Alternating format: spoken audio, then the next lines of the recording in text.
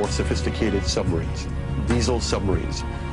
And contrary to what a lot of people think, many diesel submarines are quieter than many nuclear submarines. They're very hard to detect. The Chinese have built a significant number of new types of diesel submarines. They've also developed a significant number of new varieties of surface warships. Both of these sets of capabilities have application to the Taiwan situation. And the Chinese have deployed the submarines in some instances to areas well beyond Taiwan. They've deployed them around Guam, which is now becoming an area of increased U.S. military presence in the Pacific. They've shown by doing this that they have the capability to deploy submarines into far deep water areas. And obviously this becomes a potential concern to any carrier battle group commander who wants to bring a carrier up close to Taiwan. We saw last October 26th, our carrier battle group, the Kitty Hawk, was in the waters in the vicinity of Okinawa. And all of a sudden there emerged, right in the middle of the carrier battle group, a very modern Chinese submarine that nobody had seen, nobody had heard. It came up within a few miles of the Kitty Hawk itself. And we know that this submarine is equipped with very advanced torpedoes, and that if it wanted to, it could have sunk our carrier. The Chinese know we are dependent on two things militarily in Asia. Number one, satellites. Number two, aircraft carriers. They have demonstrated to us they can take out each one. Will they ever do that? I doubt it. This is what you might call psychological warfare.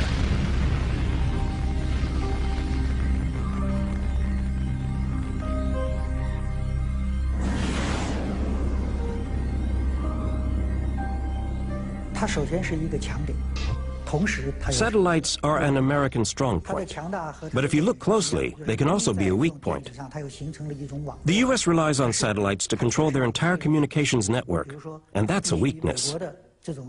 Today, and we were able to verify this during the last conflicts, the American military depends too much on its electronics and satellites.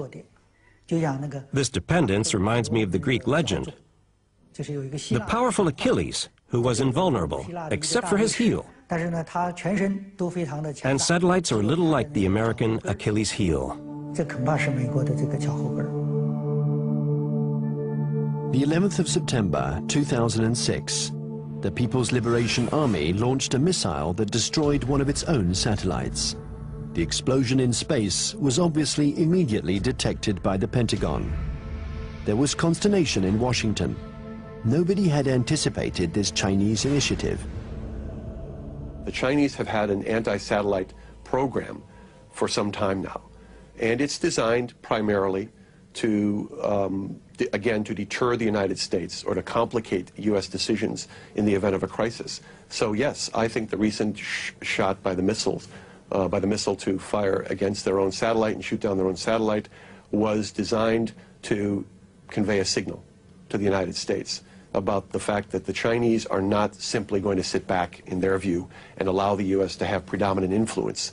They are going to try to influence the situation, in this case, in sort of an asymmetrical way, by threatening what is regarded as one of the critical areas of U.S. surveillance. The Chinese army has also developed another system to blind American satellites. These are giant lasers that don't destroy them, but blind them enough to make them useless. This isn't science fiction, but a technology that is already in use. And then there exists a still more terrible weapon, a weapon that the Americans and the French have already mastered. Its development was a priority for the Chinese army. The Chinese have followed very closely the American dependence on the electromagnetic spectrum, the use of communications and networking among satellites and ships and command systems to fight a war. They saw what happened in the first Gulf War, they saw what happened in Kosovo, they watched Afghanistan, they watched the second Gulf War, and they realized that we are more and more dependent on the electromagnetic spectrum and moving communications back and forth. And an electromagnetic pulse, which is produced by detonating a nuclear weapon, usually fries transistors and stops that kind of communication. An electromagnetic impulse weapon uses a nuclear explosion to generate an electromagnetic wave. When this wave hits boats or planes, it instantaneously destroys all electronic equipment. No one dies, provided they are far enough away from the nuclear explosion. But the American battleships, totally dependent on electronics, would immediately be disabled. The Pentagon report described a nuclear detonated or nuclear generated EMP. I asked people in Pentagon, why don't you say they have conventionally generated EMP? They say, we don't want them to know whether we know them. The conventionally generated EMP is less problematic, and it is more useful or more usable, because when you have this EMP, there will be no nuclear fallouts. There will be less international protests. They already have it. Yes, it is like shooting down the satellite, getting the submarine under the aircraft carrier, EP-3 incident off Hainan. It is, look, we mean business. You pay attention to what we're doing. We're publishing the figures that our military budget is going up because we are creating a strong defense against you. China's developing power isn't only military. The regime has understood that it has to make use of every citizen, every business, every organization in its confrontation with the United States. An arms race wouldn't make sense against Washington. It's a war to control energy, the media, culture, and raw materials. And facing an America that overconsumes, that is deeply in debt, an America weakened by its own excesses, China counters with its best weapon, its breathtaking economic growth. The new threat isn't the classic military threat, direct confrontation between one country and another. Today it's no longer guns against guns, airplane against airplane, or tank against tank. Confrontation takes many forms, in many different areas. For example, in finance or the media, there can be attacks in all these areas. The object of these new kinds of conflicts is the same as in a conventional military confrontation, forcing the enemy to accept certain conditions. It's still war, but war today goes beyond this military domain. It's what we call an unrestricted war. One has to learn to decode the battles in this new war. Sometimes they are small events that seem harmless at first. Thus, on February 27th, 2007, the main American stock indexes plunged. Paris had just lost 3%. New York is in an uproar. The cause of this mini crash began with a tornado that originated on the other side of the world, in Shanghai. Suddenly, and with no apparent reason, the stock market there lost 9%, and it took the whole planet down with it. Nobody really understands what happened, but in New York, they pondered the lesson. China had just shown that it could use its new economic power to destabilize its adversaries, above all when they are weakened, like the United States, by the subprime crisis.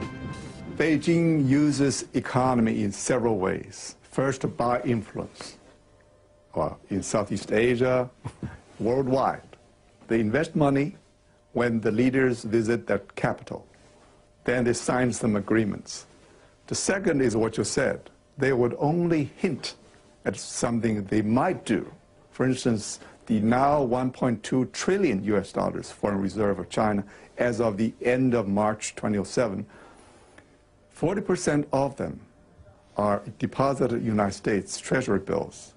So if Beijing decides to transfer that to euros, it will be very painful to the United States. But Beijing doesn't need to say. It only hints here and there. And Washington feels a big headache. Thus, China and America multiply their battlefields. There is the piracy of Hollywood DVDs, the recall of Chinese toys by American builders, the reception of the Dalai Lama in Washington, the buying up of oil companies by Beijing, hundreds of conflicts. China and America think that they have to dominate in order to survive. The U.S. consumed over 35% of the whole, global consumption, right? 8 times as their population percentage. So they enjoy this position as the only superpower. Then they can get extra resources. So there is a bipartisan support stance for U.S. foreign policy. They will remain as the only world leader in the world. And then they will keep alert against any country, no matter the name of this country, China, French, Russian, Germany, India, Brazil, any country that can threaten the U.S. dominance, that will be a problem.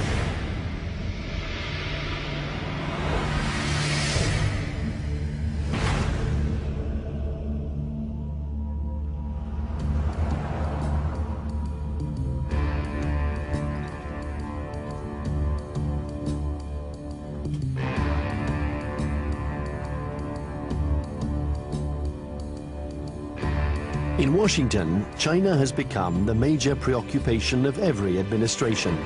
China is a competitor in the realms of economics, media, and technology. World hegemony is no longer measured by the number of nuclear warheads.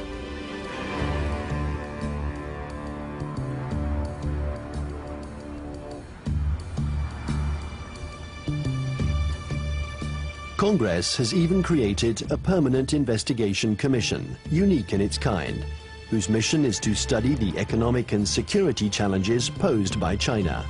Russia never got that kind of attention during the times of the Cold War.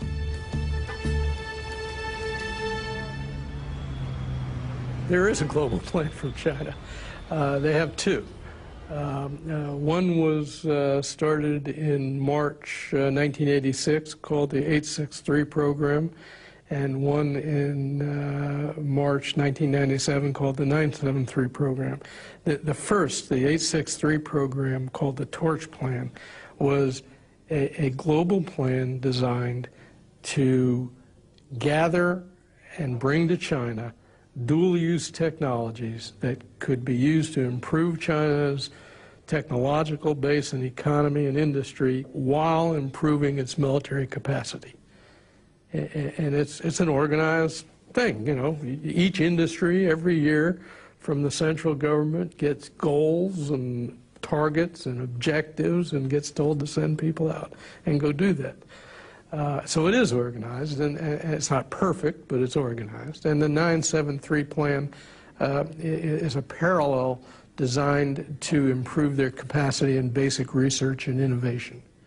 People in the States pay too much attention to China. So there are some oversensitive on China. Then this oversensitive leads to a lot of, over-exaggerate conclusion. So that's no good to find the real fact. I think the real fact is that the economic power of China is still far ahead of, far lack of United States, not to mention military power.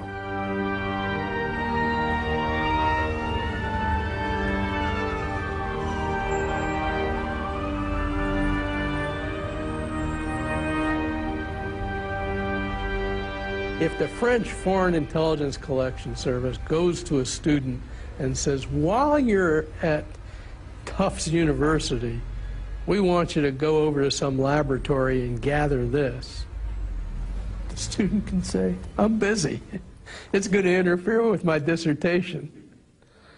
If the Chinese intelligence service goes to a student and says, we want you to, you want a visa? You want a passport? When you go to the United States or to France, you will